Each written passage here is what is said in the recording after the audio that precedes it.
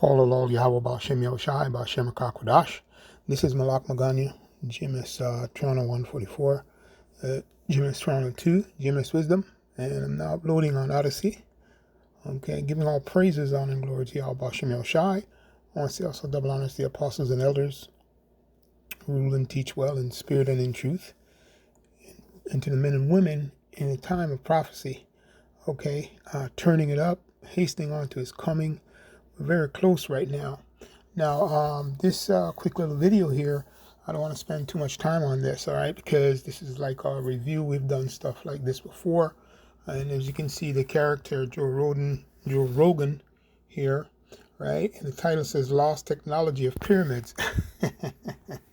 Right, lost technologies, right? Right. The aim of the video, really quick here, is just to show you who built the pyramids. Now, there's lots of thoughts and stuff like that, of who they think built it, and they know that it's the Israelites that built it. I'm going to show that from the Bible, that we've been building, and we're the foundation, we're the salt of the earth, we're the lion in the midst of many people.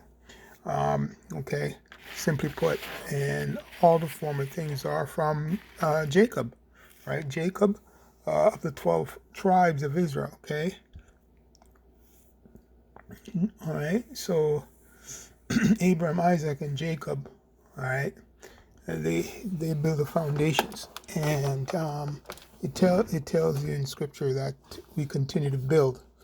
All right, so I'm going to let you guys take a listen to this, and then I'm just going to go right into it. All right, so take a listen to what's going on here. Perfect example of technology lost. It's almost like the best example. Whatever they used, it's so amazing. Yeah, you hear the narrative, right? Technology lost, right? So for the technology to be lost, that means the Most High doesn't exist. That's the way I look at it. Maybe that's not what he's saying, okay? Because you have new technology here, and you will find that it is Jacob, okay? The seed of Jacob, the remnant of Jacob. They're the ones who created everything, who created the wheel from Yahweh Ba'Shem Yahushai, okay? But like I said, the narrative is to keep everything in secret. And it's a lot of supposition and a lot of specious ideas, and that's fine and everything, but the truth is coming out. So that's what this video is mainly on, is just to show you from Scripture who built these pyramids. Precise that they were able to make this 2,300,000 stone structure. This still to this day. People don't understand, it's not just that the pyramids were big, but they were so perfectly designed that when they put all the stones, they reached the top. Like if anyone was off by even a half an inch at the bottom, by the time they got to the top, it would be all fucked up. It wouldn't be perfect. But the pyramids were so amazingly perfect, and they were originally covered in smooth limestone. So smooth, polished limestone that would probably be insane to look at if you were staring at it from a distance. Like those ancient civilizations almost letting everyone know, hey, there is information that we have that's so above and beyond what's expected of people. Okay, let me just let him finish here. Okay. So above and beyond what's expected of people from this era. So amazingly. Well, this is it, right? So it's this statement there is true, right? But let's be clear, right? When you go back to inventions for this time, so-called modern time, again, it goes back to the nation of Israel. Okay, it cannot be any of the other nations that build the pyramids. It cannot be the Amalekites, the so-called Jew. It cannot be the Hamites. It cannot be the Hamitic people, right? None of that was given to them. Their gift, they have different gifts. As a matter of fact, Esau's gift is a sword. That's to kill, rape, rob, and murder. Okay, and Ham was cursed. Okay, all right. Ham was cursed. Okay, and then you have Japhet. He's got a different type of curse. You can, you know, I mean, you guys can go read it up. I mean, I'm not gonna go do that kind of research. You can Google all that stuff, man. Right. So let's get to the point here. My first scripture that I want to bring out is Exodus. It should be, no, I'm going to go to Jeremiah 10 and 16. It says the portion of Jacob, right? So this is from the prophet Jeremiah. The portion of Jacob is not like them, for he is the former of all things. And Israel, right, which would be Jacob as well, or you can look at it as the nation of Israel, the 12 tribes, and the 12 tribes is the rod of his inheritance. Okay? Right? The Lord of hosts is his name. So the Lord of hosts, right? The Lord of armies, that will be the Father in the Son, and the Son. They are called the Lord of hosts, right? He's his name. So the Lord of hosts here is Yahweh and Yahweh Shai. Okay? But it's dealing here with who guided Israel, which is Yahweh Shai. Okay? Their invisible leader when he was invisible with the prophets. Okay, whether it be Moses, whether it be Jacob, okay, whether it be Solomon and so forth like that. So, yes, no doubt about it. So he's a former of all things. Now let's get to the pyramid scripture because I want to bring that to you. That's Exodus. That should be Exodus 1 and verse 11. It says, therefore they did set over them taskmasters to afflict them with their burdens, and they built for Pharaoh treasured cities, Python and Ramses. Okay, so now you know who built those cities.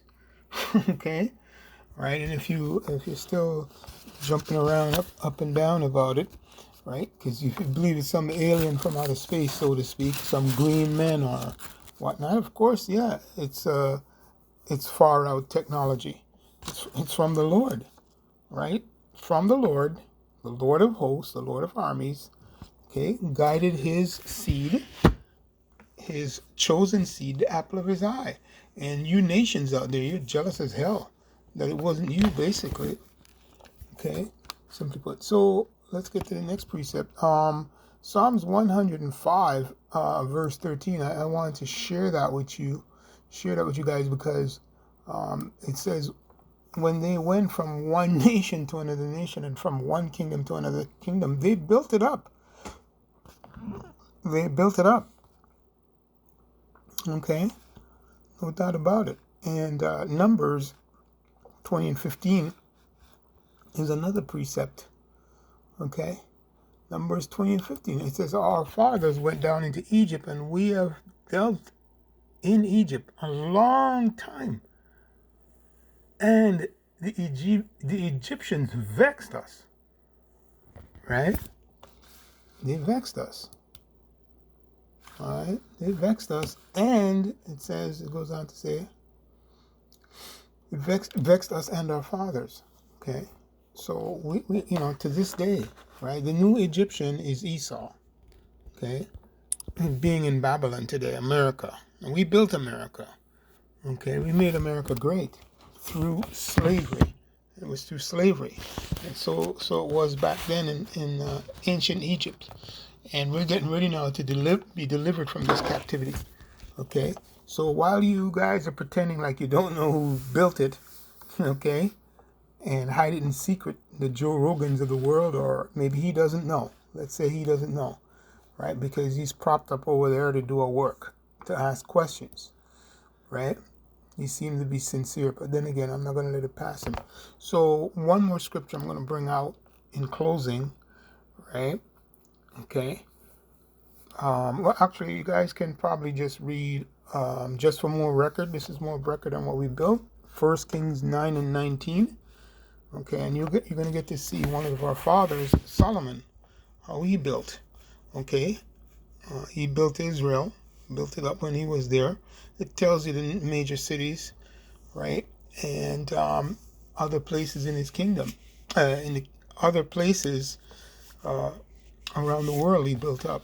Okay, lots of places, known and unknown. So let me end with one more scripture. I want to go to it. That would be Micah 5, right? Micah 5 and Micah 5 and verse 8 in closing, okay? Because like I said, all you gotta do is I gave you enough precept upon precept to really look at this, and for you to make your how would you say, be persuaded in your own mind as the Spirit impresses you. Okay, because these videos are for the hopeful elect. Okay, they're for the hope. They're for the saints. Okay, so Micah 5:7 in closing here. Let me just go there in closing, because that's that's all I want to talk about.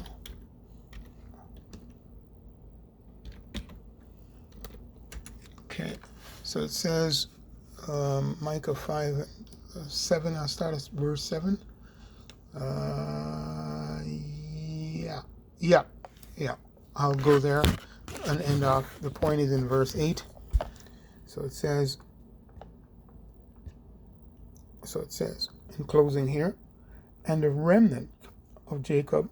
Okay, the remnant here is the saints, the hopeful elect that come out of the seed of Jacob. Okay, shall be in the midst of many people. So in the midst of many people, and as the dew from the Lord, as showers upon the grass, that tarrieth not for man, nor waiteth for the sons of men. And the remnant of Jacob shall be among the Gentiles in the midst of many people, as a lion among the beasts of the forest, and as a young lion among the flocks of sheep, who, if we go through, both tread it down and teareth it in pieces, and none can deliver. So yes, we are everywhere. We're the salt of the earth. We built those pyramids, not on our own power, but through the Spirit and power of Yahweh Shem Yahushua. When the Spirit was on us to build this world, and we're here again. And if you go to the book of Ezra's ask about, that would be second Ezra 6. Okay, you guys can look it up for those who know. Right, I'm not going to go there because the scripture just came to me about. But the idea is that Ezra was asking, if we made the earth, why aren't we profiting from it? Okay, if we made the earth, meaning that all the benefits and the things that you see, it's from Israel. The Lord set us up, so why are we not profiting? Okay, right, because this is not our rest, basically, but we were to build it up, and according to prophecy, they that are younger than I, which is Esau, have us in derision, right? And right now we serve him in this place, but he's going to serve us when the Lord of hosts, comes in and take over. Okay, and if you don't want to believe now who built the pyramid, that it's Israel, so be it. All right, so I'm going to end off there because I'm just going on right now. That was the point I believe was made. Hopefully it was edifying. Until the next time, I'm going to say Shalom. All praises to Yahweh Bashem Yahushai.